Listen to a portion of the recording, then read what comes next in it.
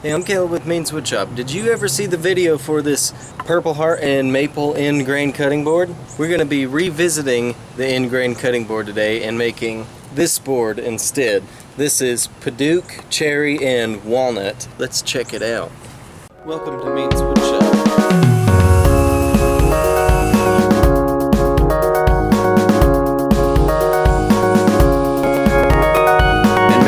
Really fancy clipboard shop kit box.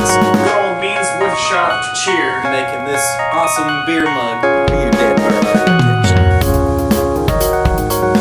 I did not think that I was going to be making a Technic. I'm actually really happy with this. I think it looks really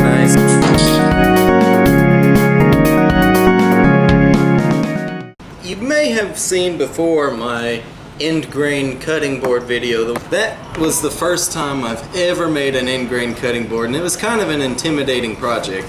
I really don't want to be dishing out to you guys the same projects again, but I really feel like I could do better. So I'm going to do the end grain cutting board again, and I'm going to use cherry, walnut, and padauk. Let's cut these down to a reasonable length. So at least with the cherry and the walnut, God, shut up. At least with the cherry and walnut board, I could cut it down on the crosscut sled, but I'm not sure about the padauk yet. It might be too long.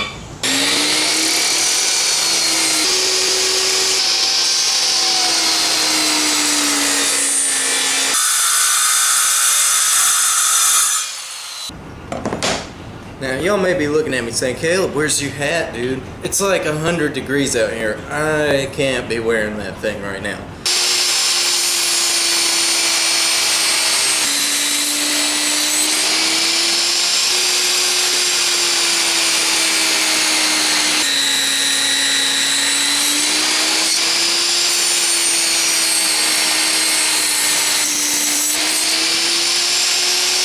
Now we're going to cut some strips.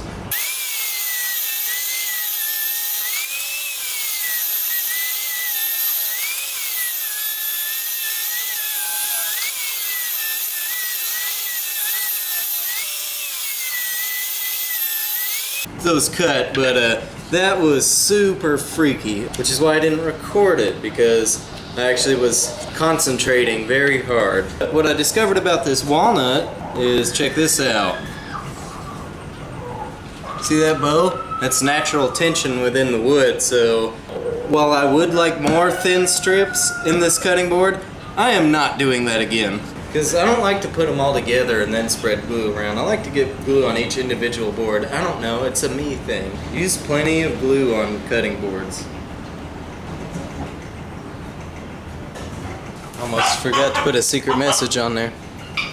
I feel like I'm putting like mustard on a hot dog. Getting curious. Ask the waitress what.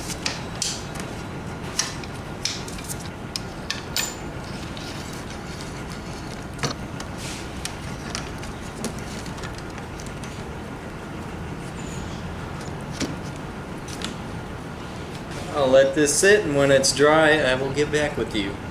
Let this sit overnight. Let's unclamp it. It's heavy.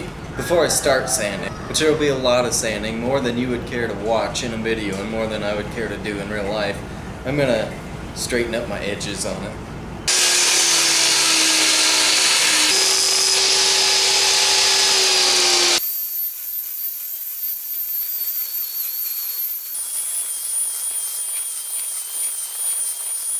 We're gonna cut it up, chop it up.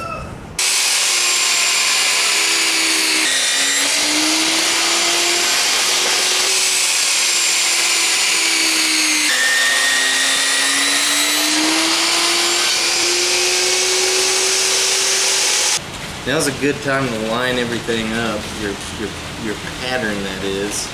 I'm gonna let it sit overnight again, pick up on it tomorrow, so unclamp it.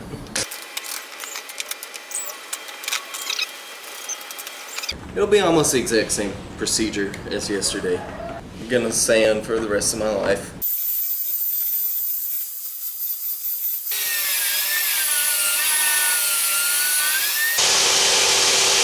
I'm gonna put a round over on this board.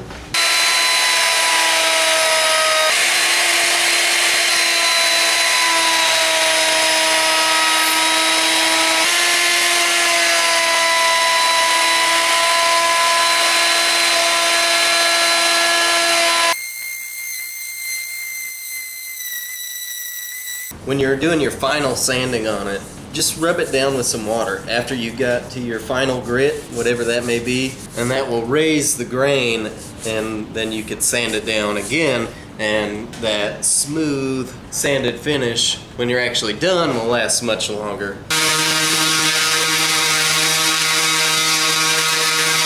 And I'm just gonna apply mineral oil to it, and I'm excited because I really want to see what it looks like.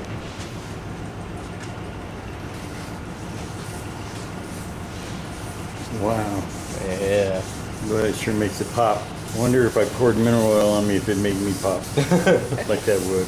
Now with your end grain boards, you're going to want to keep applying the mineral oil until it stops soaking it up. Really, I just kind of do it a couple times and then stop because it just takes too long. Which isn't proper procedure, but I don't care. If you want to do proper procedure, I guess you could go make your own. Overall, I am beyond happy with this one. I've got like no gaps in it. Really, my only complaint would be that my pattern is a little bit off. If you like this project and you want to see more woodworking projects, I have new woodworking projects every single Friday, and so you could subscribe to my channel. It would help me out a lot and I would appreciate it, and hit the notification button. You'll be notified every time a new video is out. If you like this project, then give it a thumbs up. Thank you very much for watching. I'll see you next time.